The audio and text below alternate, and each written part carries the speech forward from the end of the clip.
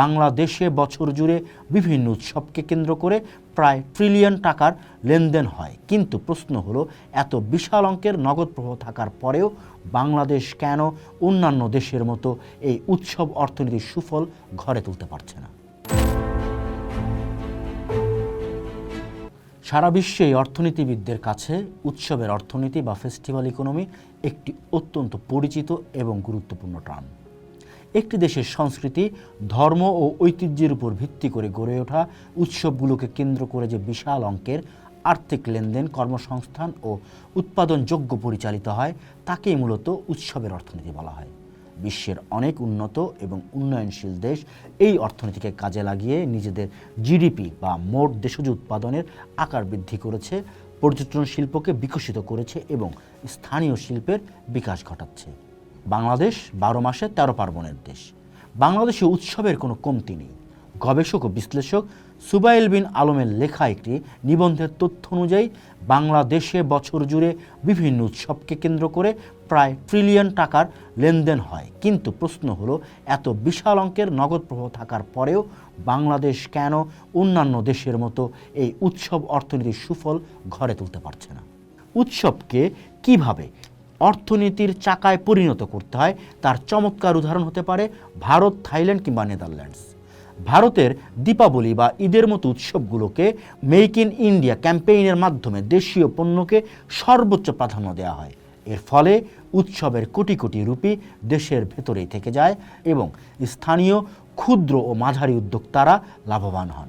Thailand তাদের ঐতিহ্যবাহী সংক্রান্ত উৎসবকে বৈশ্বিক পর্যটকদের কাছে এমনভাবে ব্র্যান্ডিং করেছে যে প্রতি বছর শুধু এই উৎসব দেখতেই লাখ লাখ বিদেশি পর্যটক সেখানে ভিড় জমায়।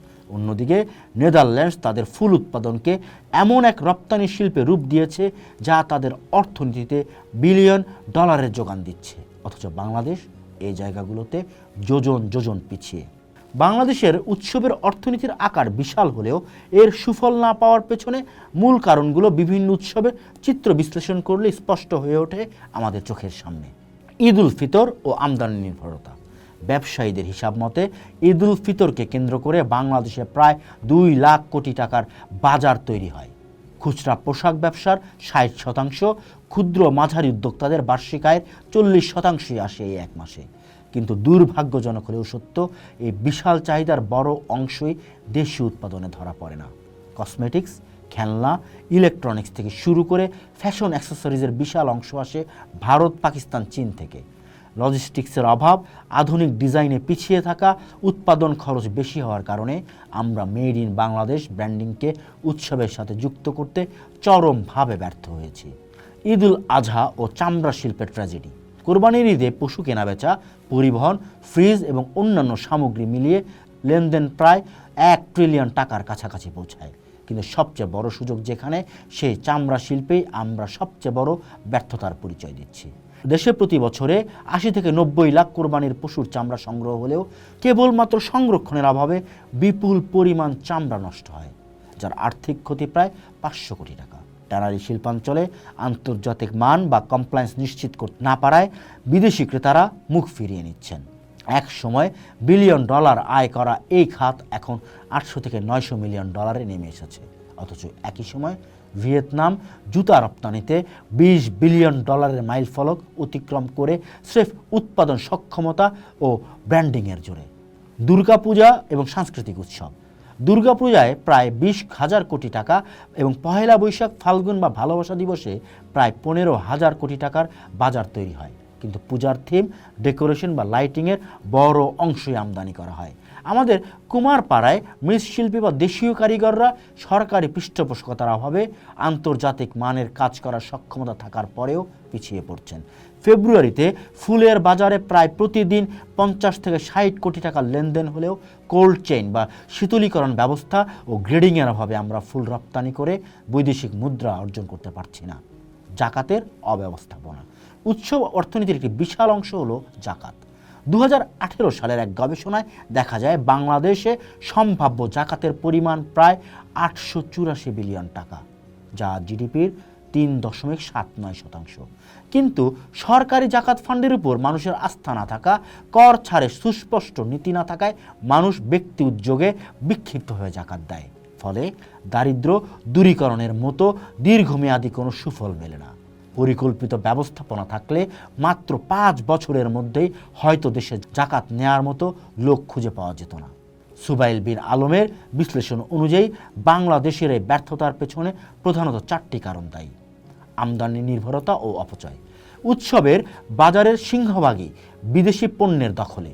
অন্যদিকে নিজস্ব কাঁচামাল যেমন চামড়া চরম অবহেলায় অপচয় হচ্ছে।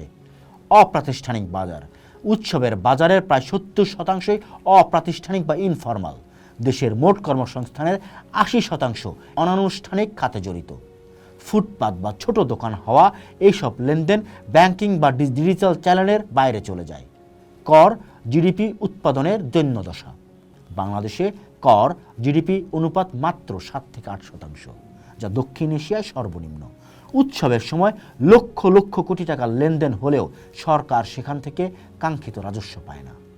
পর্যটন ও ব্র্যান্ডিংয়ের অভাব। থাইল্যান্ড বা ভারতের মতো আমাদের উৎসবগুলোকে বৈশ্বিক পর্যটকের কাছে তুলে ধরার কোনো সুপরিকল্পিত দীর্ঘমেয়াদী সরকারি কৌশল নেই। উৎসবের অর্থনীতি শুধু সাময়িক আনন্দের বিষয় নয়, এটি একটি দেশের অর্থনৈতিক স্বাধীনতার বড় হাতিয়ার হতে পারে।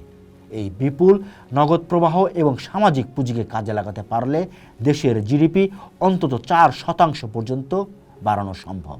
এর জন্য প্রয়োজন উৎসবের বাজারকে ক্রমান্বয়ে প্রাতিষ্ঠানিক বা মূলধারার অর্থনীতি বা ফর্মাল ইকোনমিতে রূপান্তর করা। ছোট ছোট ডিজিটাল লেনদেনকে উৎসাহিত করার মাধ্যমে ছোট ছোট কেনাবেচাকে ব্যাংকিং চ্যানেলে নিয়ে আসতে হবে। একই সাথে স্থানীয় ক্ষুদ্র কুটির শিল্পকে সহজ শর্তে ঋণ প্রদান, মেড ইন বাংলাদেশ পণ্যের প্রচারণা, চামড়া শিল্পে আন্তর্জাতিক কমপ্লায়েন্স নিশ্চিত করা এবং জাকাত ব্যবস্থাপনাকে একটি কাঠামোর মধ্যে নিয়ে আসা জরুরি। আমাদের উৎসবের বাজারের চাহিদা আছে, অর্থও আছে। এখন শুধু প্রয়োজন একটি সুদূর প্রসারী রাজনৈতিক সদিচ্ছা এবং দীর্ঘমেয়াদী কৌশলগত পরিকল্পনা। অন্যথায় ট্রিলিয়ন টাকার এই উৎসব অর্থনীতি আমাদের হাত ফসকে ভিনদেশি ব্যবসায়ীদের পকেটে ঢুকতে থাকবে, আর আমরা শুধু উৎসবের আনন্দটুকু নিয়েই সন্তুষ্ট থাকব। পোস্ট দেখুন, ভাবুন, করুন, থাকুন পোস্টের সাথে।